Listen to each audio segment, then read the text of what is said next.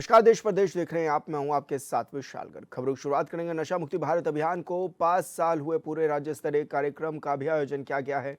मुख्यमंत्री पुष्कर सिंह धामी ने कार्यक्रम में भी शिरकत इस दौरान की है। तो बड़ी खबर आप तक पहुंचा भी रहे हैं, जहां पर 5 साल नशा मुक्ति अभियान को पूरे हो गए हैं। राज्य स्तरीय कार्यक्रम का इस दौरान आयोजन भी किया गया है और मुख्यमंत्री धामी ने भी कार्यक्रम में इस दौरान शिरकत की है।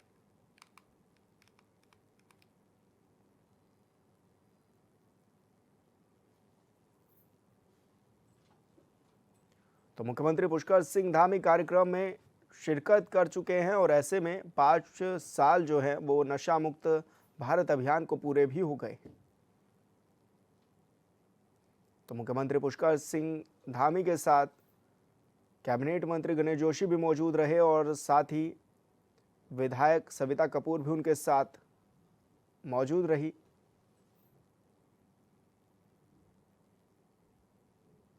और समाज की सक्रिय भागीदारी, सक्रिय सहभागिता अत्यंत आवश्यक है।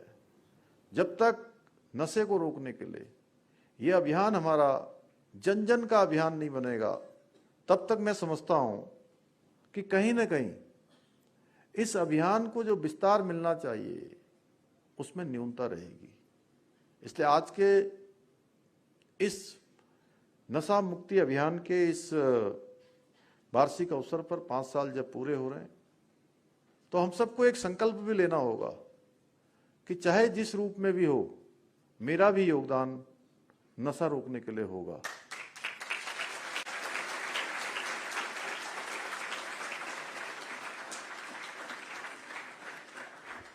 इसके अलावा हमारी सरकार द्वारा समाज के विभिन्न वर्गों, विशेषकर युवाओं के बीच नशे के दुष्परिणामों को लेकर जन जागरूकता अभियानों का संचालन किया जा रहा है। हमने राज्य के प्रत्येक जनपद के शिक्षण संस्थानों में एंटी ड्रग्स कमेटियों का गठन किया है, जिनमें जागरूक विद्यार्थियों, अभिभावकों, शिक्षकों तथा प्रधानाचार्यों को सदस्य के रूप में सम्मिलित किया गया है। साथ ही हम रैलियों के माध्यम से, नुक्कड़ नाटकों, मैराथन और विभिन्न खेल प्रतियोगिताओं के माध्यम से नशे के खिलाफ इस लड़ाई को जन जन तक पहुंचाने का काम कर रहे हैं, प्रयास कर रहे हैं। यही नहीं, हमने जहां एक और विश्व प्रसिद्ध नैनी झील और नौकुचिया ताल में कैकिंग प्रतियोगिता के माध्यम से नशा मुक्ति का संदेश देने का प्रयास किया है, वहीं गीत संगीत के माध्यम से भी लोगों को नशे की लत से दूर रहने के लिए प्रेरित भी किया जा रहा है। हमने उत्तराखंड की गौरवशाली पहचान ऐपड़ कला को भी इस अभियान से जोड़ा है। आज नशा विरोधी संदेशों से सुसज्जित ऐपड़ पेंटिंग्स हमारे शैक्षणिक संस्थानों और सार्वजनिक स्थलों की शोभा बढ़ा रहे हैं। इतना ही नहीं, हमने युवाओं को नशे से दूर रखने और उनकी ऊर्जा को सकारात्मक दिशा देने के लिए राज्य में दगड़िया क्लब भी बनाए हैं। अब आप सब लोग दगड़िया जानते हैं? कितने लोग जानते हैं? जरा हाथ खड़ा करिए। अच्छा, सभी जानते हैं। दीदी, तुम भी जानती हो? दगड़िया माने साथी। हाँ? और ये एक दूसरे को, ये दगड़िया एक दूसरे को नशे से दूर रखने के लिए, एक दूसरे को प्रेरित करने का काम, एक दूसरे को मोटिवेट करने का काम भी कर रहे हैं। आज के इस अवसर पर मैं प्रदेश के सभी युवाओं से, सभी छात्रों से, छात्राओं से, हमारे नौनिहालों से, नौजवानों से सबसे अपील करना चाहता हूं कि वे नशे की बात कभी भी आए, कभी कोई मजाक में भी कहे, कोई साथी कहे कि नहीं नहीं चलो यार थोड़ा सा कर लो, कोई फर्क नहीं पड़ेगा, इससे कुछ नहीं होगा, देख तो लो जरा, बड़ा मजा आता है, बड़ा आनंद आएगा। तो ऐसे समय में बिल्कुल ये सोच लेना है कि हमको दृढ़ता से नशे को पूरी मजबूती के साथ ना कहना है। क्या कहना है? इसको बिल्कुल मजाक में नहीं लेना है। अगर एक बार आपने मजाक में एक बार अगर इसको सीरियसली नहीं लिया, इसको लाइट रूप में ले लिया, ये सोच लिया कि चलो एक बार कर लेते हैं, क्या फर्क पड़ेगा, लेकिन वो इतना अंदर घुस जाएगा इतना अंदर घुस जाएगा कि फिर उसका निकलना असंभव हो जाएगा। चाह कर भी कई बार सेंस में भी आएगा, लेकिन फिर वो जो लत है उसको जीने नहीं देगी, उसको उससे उबरने नहीं देगी, उससे निकलने नहीं देगी। इसलिए स्वयं भी ना कहना है, अपने साथियों को भी नशे के लिए बिल्कुल ना कहने के लिए उनको प्रेरित करना है, उनको इतना समझा देना है, इतना उनके अंदर भर देना है कि ये जहर है, ऐसा जहर जो एक बार में मौत नहीं लाता है, ये रोज रोज मौत लाता है, तड़पा तड़पा के मौत लाता है, ये ऐसा जहर है।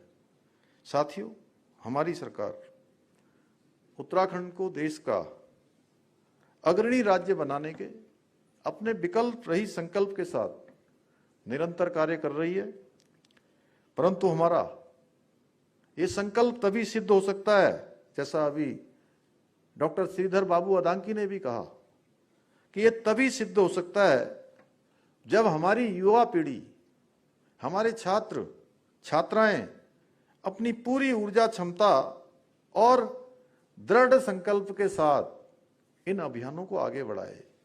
सरकार जो काम कर रही है, सरकार जो राज्य के हित में, नौजवानों के हित में, महिलाओं के हित में, सर्वांगीण लोगों के हित में जो काम कर रही है, उसमें सभी हमारा सहयोग करें और नशे जैसी बुराइयों से स्वयं भी दूर रहें और दूसरों को भी दूर रखने का संकल्प लें। मुझे पूरा विश्वास है कि आप सभी के सहयोग और आपके प्रयासों से इसके बल पर हम उत्तराखंड को नशा मुक्त, स्वस्थ और सशक्त राज्य के रूप में स्थापित करने में अवश्य सफल होंगे और हमारा ड्रग्स फ्री उत्तराखंड का जो लक्ष्य है वो निश्चित रूप से साकार होगा, निश्चित रूप से पूरा होगा। निश्चित रूप से ड्रग्स फ्री उत्तराखंड का जो हमारा संकल्प है ये सिद्धि को प्राप्त होगा, यानी कि एक एक व्यक्ति हमारा जो नशे के लत से पूरी तरह से मुक्त हो जाएगा। इसी विश्वास के साथ मैं आप सभी का आभार व्यक्त करते हुए मैं अपनी बात समाप्त करता हूं और इसके साथ ही एक आज ये शपथ भी होनी है, क्योंकि हम सभी जानते हैं युवा किसी भी राष्ट्र की ऊर्जा होते हैं तथा युवाओं की शक्ति का समाज एवं देश के विकास में बहुत महत्वपूर्ण योगदान होता है। अतः आवश्यक है कि युवा नशा मुक्त भारत अभियान में सर्वाधिक संख्या में जुड़ें। देश की इस चुनौती को स्वीकार करते हुए हम मन से नशा मुक्त भारत अभियान के अंतर्गत ड्रग्स फ्री होकर प्रतिज्ञा करते हैं कि हम स्वयं, परिवार, मित्र, वंशी तथा सभी नशा मुक्त कारक जिम्मेदार होकर नशे के विरुद्ध अपने जंग में योगदान देंगे। इसलिए और खबरों में आगे बढ़ेंगे। बिहार में एनडीए को मिली प्रचंड जीत का श्रेय बीजेपी के राष्ट्रीय महामंत्री अरुण सिंह ने नीतीश और पीएम मोदी के नेतृत्व को दिया है। साथ ही उन्होंने कहा है कि जनता के विकास के एजेंडे पर जीत दिलाई गई है। वहीं उन्होंने झारखंड को लेकर भी कहा है कि झारखंड में कानून व्यवस्था पूरी तरह से चरमरा गई है।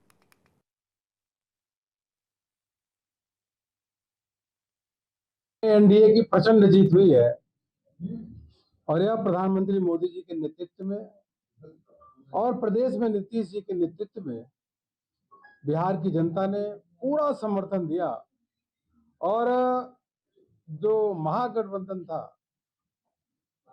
उसको सबसे करारी हार हुई है। यह दर्शाता है कि सुशासन पे जनता का मोहर लगता है। अब विकास के एजेंडे पे ही चुनाव लड़ा जा रहा है और जनता विकास ही चाहती है और कानून व्यवस्था एक टॉप प्रायोरिटी पे होता है। कोई भी प्रदेश में जनता जंगल राज नहीं चाहती, यह बिहार के चुनाव से फिर से स्पष्ट हो गया। हम विकास के एजेंडा पे गए, जो बिहार में विकास किया है, आगे विकास का क्या करेंगे, किस प्रकार से रोड मैप है, जनता ने उसको स्वीकारा। और आरजेडी के समय जो 1990 से लेकर के 2005 का कार्यकाल था, कानून व्यवस्था ध्वस्त थी, अपराधी सड़क पे घूमते थे और उनके पास कोई विकास का एजेंडा भी नहीं था, तो जनता ने नकारा। रांचीवासियों का इंतजार खत्म हो गया है। 30 नवंबर को रांची के जेएससीए स्टेडियम में अंतर्राष्ट्रीय मुकाबला होने जा रहा है। 3 सालों के बाद रांची में अंतर्राष्ट्रीय वनडे क्रिकेट मैच होने जा रहा है, जो भारत और दक्षिण अफ्रीका के बीच खेला जाएगा। जेएससीए इंटरनेशनल क्रिकेट स्टेडियम में तैयारियां अंतिम चरण पे हैं।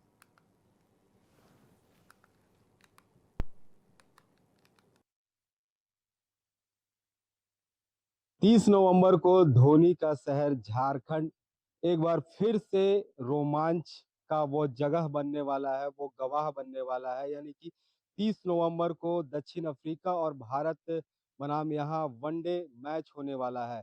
हमारे साथ जेसीए के उपाध्यक्ष हैं, इनके साथ जानेंगे कि आखिर मैच को लेकर क्या कुछ तैयारियां चल रही हैं।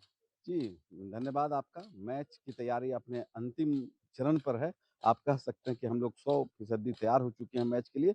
जो छोटी-मोटी मेंटेनेंस से जो चीज़ें हैं वो चल रही हैं और हर चीज़ की बारीकी से निरीक्षण करके अब हम लोग बिल्कुल तैयार हो चुके हैं मैच को लेकर।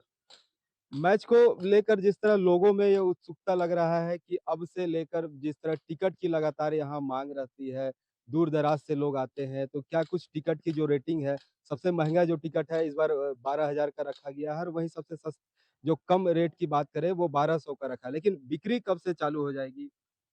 जी, टिकट आपको जैसा जानकारी होगा कि 3 साल पहले एक वनडे मैच हुआ था, तो उस समय से लेकर अभी तक में केवल 5% हर टिकट में केवल 5% का दर बढ़ाया गया है। टिकट बेचने का भी अब हम लोग ने डेट तय कर लिया है, चूँकि एक बीसीसीआई की गाइडलाइन होती है, वहाँ से परमिशन लेने के बाद अभी तक जो टेंटेटिव समय है कि 24 तारीख से ऑनलाइन और 25, 26, 27 ऑफलाइन जो वेस्ट गेट में हमारा बॉक्स ऑफिस बनेगा, वहाँ पर रांची के दर्शकों के लिए हम लोग टिकट का दरवाज़ा खोलेंगे और हम चाहेंगे कि वो लोग पूरे अनुशासन के साथ, डिसिप्लिन के साथ आएँ, कोई अनहोनी घटना नहीं हो और आएँ, मैच का टिकट लें और मैच का आनंद लें। उनकी सुरक्षा का, उनके पूरे जो है क्योंकि मैच काफ़ी बड़ा होगा, 2 बजे से लेके 12 बजे तक होगा। ठंड का मौसम है, उनकी सुरक्षा का, उनके स्वास्थ्य का, उनके आराम का पूरा ख़्याल रखने का प्रयास किया जा रहा है और सारे प्रबंध किए जा रहे हैं। दर्शकों की भीड़ लगभग यहाँ 40 से 50 हज़ार तक की रहती है और जो सुरक्षा जिस तरह आपने कहा कि सुरक्षा का विशेष ध्यान रखा जाएगा, क्या कुछ उसमें विशेष रहेंगे? जी, सुरक्षा का भी जो है एक बीसीसीआई का गाइडलाइन होता है, तो हमारे प्राइवेट सिक्योरिटी गार्ड के साथ-साथ रांची जिला प्रशासन का सहयोग काफ़ी ज़बरदस्त ढंग से मिल रहा है। हम 1 कदम चल रहे हैं, वो 2 कदम चल रहे हैं, तो उनका बहुत सकारात्मक सहयोग है और रांची के लोग लगातार जो है 7-8 मैच हो चुका, हर समय उन्होंने एक बहुत ही अनुशासन का परिचय दिया है, कभी भी कुछ हुआ नहीं है। तो दर्शकों के सहयोग से, प्रेस के बंधुओं के सहयोग से, प्रशासन के सहयोग से और अपने जेएसए के सदस्यों के सहयोग से हम फिर से मैच को सफल कराएँगे और मैच एक बार फिर रोमांचक भरा होगा और रांची का इतिहास रहा है कि हिंदुस्तान में सबसे बेटर आयोजन करने में हमारा नाम रहा है। ये मैच भी एक लकीर होगा बीसीसीआई के लिए और भी सेंटरों के लिए कि रांची एक छोटा सेंटर इतने शानदार ढंग से मैच मैच के बाद क्या ऐसा उम्मीद रहेगा कि और कुछ मैच यहाँ मिल सकते हैं? ये तो हमारा सतत प्रयास रहता है और हमारे जो सेक्रेटरी हैं सौरभ तिवारी जी, वो खुद क्रिकेटर रहे हैं और क्रिकेट का बढ़ावा में वो एकदम प्रतिबद्ध रहते हैं। लेकिन आप देखते होंगे कि हिंदुस्तान में काफ़ी सारा स्टेडियम हो गया है, तो रोटेशन पॉलिसी में मैच मिलता है। लेकिन हम लोग प्रयास कर रहे हैं कि हमारा अगर परफॉर्मेंस अच्छा रहेगा, तो बीसीसीआई बहुत जल्द ही फिर से रांची वासियों को एक मैच का सौगात देगा। जी, बहुत-बहुत धन्यवाद। ये थे जेसीए के उपाध्यक्ष जिन्होंने हमें बताया है और यहाँ की जो जनता है वो जनता से हम लगातार यह भी इन्होंने कहा है कि यहाँ की जनता जो है वो काफ़ी जो धैर्यपूर्वक है वो मैच देखती है। कभी भी किसी तरह की अनहोनी घटना यहाँ नहीं हुई है। इसके कारण ये उम्मीद रखते हैं कि आगे भी जो मैच का है वो मैच यहाँ मिले, इस मैच को मिले ताकि यहाँ की जनता इसकी जो खूबसूरती है मैच का आनंद ले सके। फिलहाल मैच की जो मैदान का दिखाना चाहेंगे कि मैदान के अंदर का जो है वो अभी तक पूरा का जो यहाँ कार्यक्रम है वो किया जा रहा है, पानी है या फिर रख-रखाव है, ग्रास का जो है वो रखा जा रहा है। तैयारी भी पूरी तरह से चल रही है। इधर साइड में दिखाना चाहेंगे कि ये पैवेलियन का रंग रोपण है, तरह-तरह के जो व्यवस्थाएं हैं, या फिर जिस तरह टिकट बिक्री की बात हो रही थी, टिकट बिक्री के जो साउथ से गेट है उस तरह का जो बैरिकेटिंग किया गया है, और जो नॉर्थ गेट में है वो भी दर्शकों के अंदर आने के लिए यहाँ भी बैरिकेटिंग की व्यवस्था की गई है। तो इस बार मैच काफ़ी खास होने वाला है। 3 वर्षों के बाद यहाँ अंतर्राष्ट्रीय मैच एक बार फिर से रांची वासियों के लिए काफ़ी खास होगा, और यह रोमांच भरा मैच होगा। जिस तरह जो पिछला मैच भी लगातार कहें तो यहाँ जो अंतर्राष्ट्रीय मैच हुए हैं, इस मैच में लोग बखूबी आए हैं, दर्शक भी यहाँ आए हैं, और इस बार भी उम्मीद जताया जा रहा है कि दर्शक आएँगे और मैच का लुत्फ़ उठाएँगे। रांची से एचएनएन के लिए अपने सहयोगी अक्षय कुमार के साथ जयंत कुमार। लोहरदंगा के नए नगर भवन में सोमवार को बीजेपी जिला अध्यक्ष मनीर उराव की अध्यक्षता में भगवान बिरसा मुंडा की 150वीं जयंती को जनजातीय गौरव दिवस के रूप में मनाया गया है। कार्यक्रम की शुरुआत में अतिथियों ने भगवान बिरसा मुंडा, डॉक्टर श्यामा प्रसाद मुखर्जी और पंडित दीनदयाल उपाध्याय की तस्वीर पर पुष्पांजलि अर्पित कर और दीप प्रज्वलित कर की है, जिसके बाद कार्यकर्ताओं ने अतिथियों का स्वागत पुष्पगुच्छ और अंगवस्त्र देकर किया। कार्यक्रम के मुख्य अतिथि के रूप में राज्यसभा सांसद सह बीजेपी राष्ट्रीय महामंत्री अरुण सिंह भी पहुंचे हुए थे। देखिए, झारखंड के अगल बगल सभी राज्यों में देखें तो भारतीय जनता पार्टी एनडीए की सरकार है। एक तरफ छत्तीसगढ़, उधर उड़ीसा, इधर बिहार और उत्तर प्रदेश, सभी राज्यों में भारतीय जनता पार्टी एनडीए की सरकार है। यह मान के चलो कि झारखंड में इसका बहुत सकारात्मक प्रभाव पड़ेगा। जब इर्द गिर्द ढेर सारे विधायक और मंत्री अलग अलग राज्य में होते हैं तो झारखंड में इसका अच्छा प्रभाव पड़ेगा। बिहार चुनाव में मिली हार के बाद राजद में बहुत बड़ी घर में ही लड़ाई देखी जा रही है। अरे भाई, देखिए कि क्या है कि उनका परिवार टूट चुका है, पहले चुनाव से पहले भी टूटा था। हम सबकी तो यही कामना रहती है कि भाई परिवार एक साथ रहे, लेकिन आपस में झगड़ा है। और आपको ध्यान होगा कि परिवार के अलावा भी जो ये राजनीतिक पार्टी जो है, अपने दल हैं, जब बिहार का चुनाव हुआ तो महागठबंधन ने जेएमएम को भी किनारे कर दिया, एक भी सीट नहीं दिया, इतनी बड़ी बेइज्जती। तो अब यहाँ भी कुछ न कुछ आगे होगा, ये सब मान के चलते हैं, क्योंकि मन में खटास तो जेएमएम और कांग्रेस में लंबी पड़ चुकी है। और नतीजा यहाँ पे भी कुछ न कुछ उसको देखने को मिलेगा, और बड़ा कुछ देखने को मिलेगा। और यहाँ रुके छोटे से ब्रेक के लिए, जल्द होंगे हाजिर।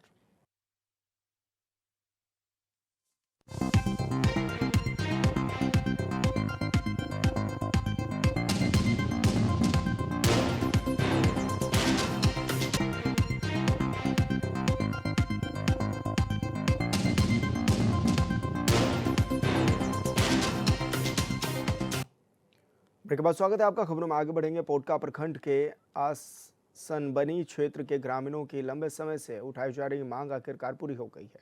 पोटका विधायक संजीव सरदार ने भव्य रूप से नए स्वास्थ्य उपकेंद्र का शिलान्यास किया है, जो ग्रामीण स्वास्थ्य सेवाओं व्यवस्थाओं को मजबूत करने की ओर एक बड़ा कदम माना जा रहा है। आने वाले समय में ये उपकेंद्र पूरे क्षेत्र के लिए एक महत्वपूर्ण स्वास्थ्य केंद्र के रूप में विकसित होगा। शिलान्यास समारोह में उपस्थित जनसमूह को संबोधित करते हुए विधायक संजीव सरदार ने कहा कि जनता की सुविधा, सुरक्षा और स्वास्थ्य जीवन हमारी प्राथमिकता में है। इसी सोच के साथ आज इस स्वास्थ्य केंद्र की नींव भी रखी गई है।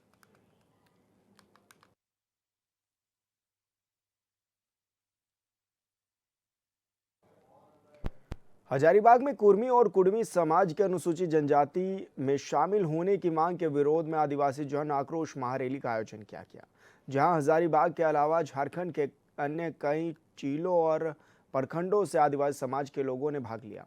इस दौरान आदिवासी समाज के लोगों ने कुर्मी और कुडमी समाज को अनुसूचित जनजाति में शामिल न करने की भी मांग की है।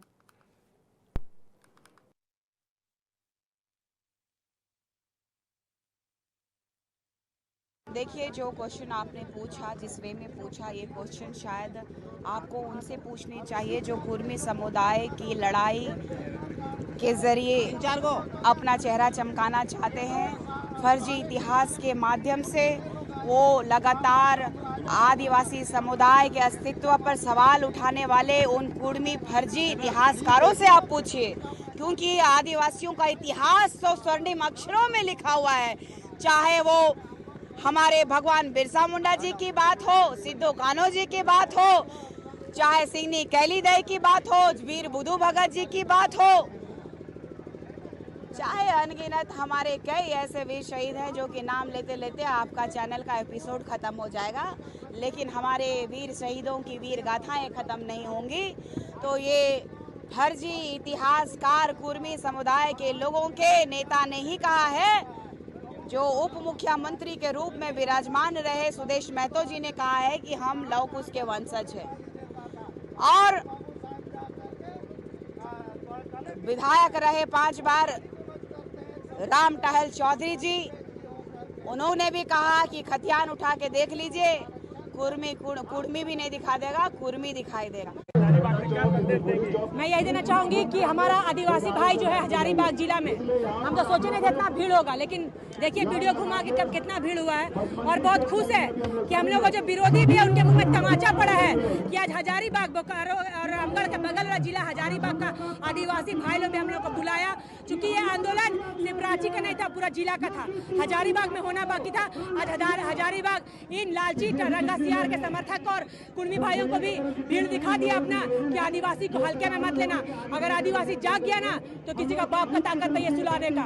आप लोग तो एक ही 2 दिन आंदोलन किए ना, देखिए ना आदिवासी आज कहाँ आंदोलन कर रहा है, पूरा जिला में आंदोलन कर रहा है। इसलिए फिर वार्निंग दे रहे हैं, अपना जो असंवैधानिक और फालतू मांग है इसको वापस लीजिए, वरना झारखंड को जलने से कोई नहीं रोक सकता है। बता दे रहे हैं, आदिवासी जाग गया ना किसी को नहीं छोड़ेगा, चुन चुन के बदला लेगा सबसे।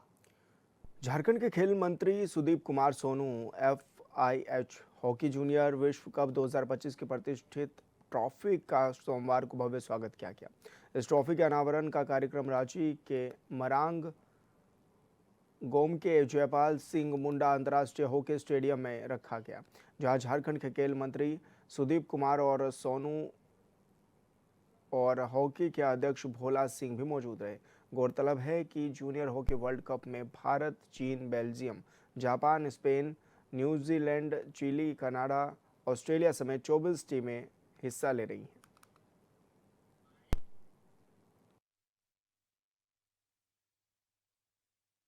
में आयोजित हो रहा है, उसकी ट्रॉफी के अनवेलिंग के सेरेमनी में झारखंड भी अपनी सॉलिडेरिटी दिखाता है और भारतवर्ष के तमाम राज्य, तमाम खेल प्रेमियों की दुआएं आने वाले दिनों में, जो कि 28 नवंबर से आयोजित होने जा रहा यह वर्ल्ड कप है, इसमें हिंदुस्तान की टीम का सर्वश्रेष्ठ प्रदर्शन हो और यह हॉकी की ट्रॉफी पुनः हिंदुस्तान में रखे।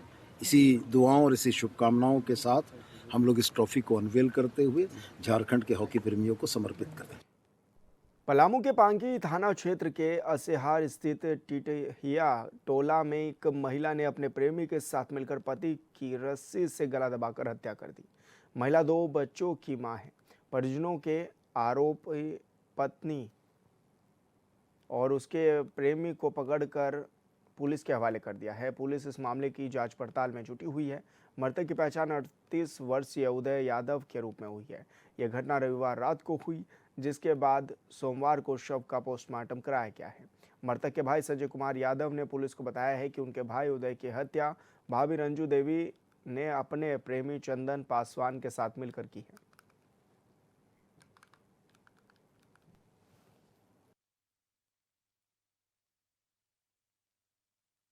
घटना ये हुआ कि पति को पत्नी ने फांसी के लगा के हत्या कर दिया। क्या नाम था भाई का? उदय यादव। कौन फांसी लगा दी? पत्नी ने। क्या नाम उनका? रंजू देवी। क्या मतलब क्या चीज के लिए? किसी के साथ कुछ अफेयर भी था क्या? हाँ। किसके साथ? चंदन पासवान। कौन है वो? चौरा का रहने वाला। राज्य गठन के 25 साल बाद भी झारखंड के कई जिलों में आज भी लोगों को मूलभूत सुविधाएं तक नहीं मिल पा रही हैं। प्रदेश में कभी बीजेपी तो कभी गठबंधन की सरकार रही है और मौजूदा वक्त में कांग्रेस, जेएमएम और आरजेडी गठबंधन की सरकार है। फिर भी कई इलाकों में तस्वीरें नहीं बदल रही हैं। पाकुड़ के एक इलाके से आई इस रिपोर्ट को देखिए।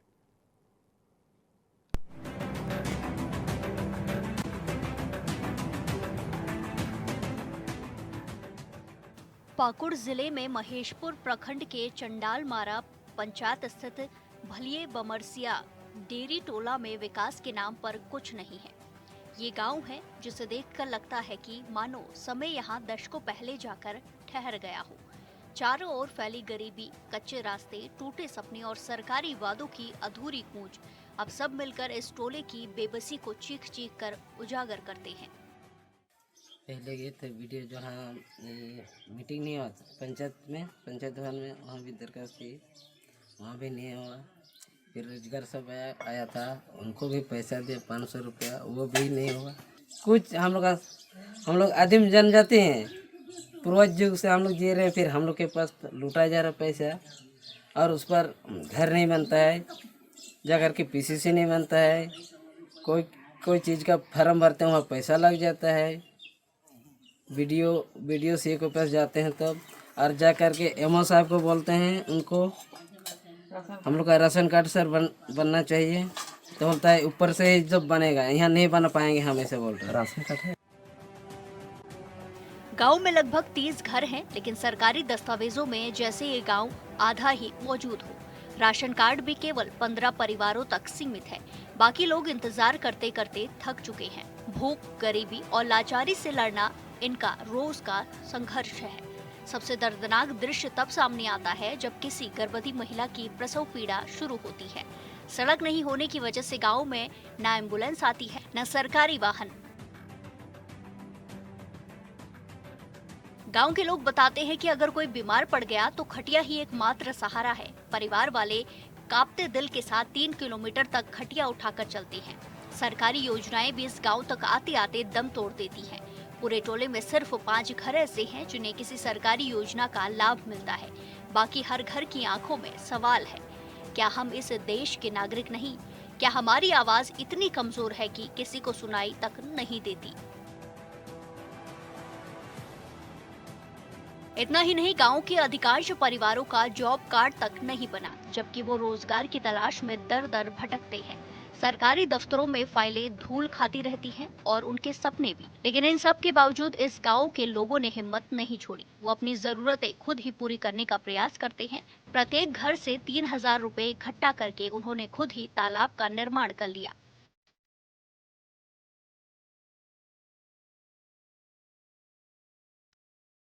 इन सब हालातों को देखकर ऐसा लगता है कि भलिये बरमसिया डेरी टोला सिर्फ एक गांव नहीं बल्कि एक मौन चीख है। Bureau report HNN 24/7।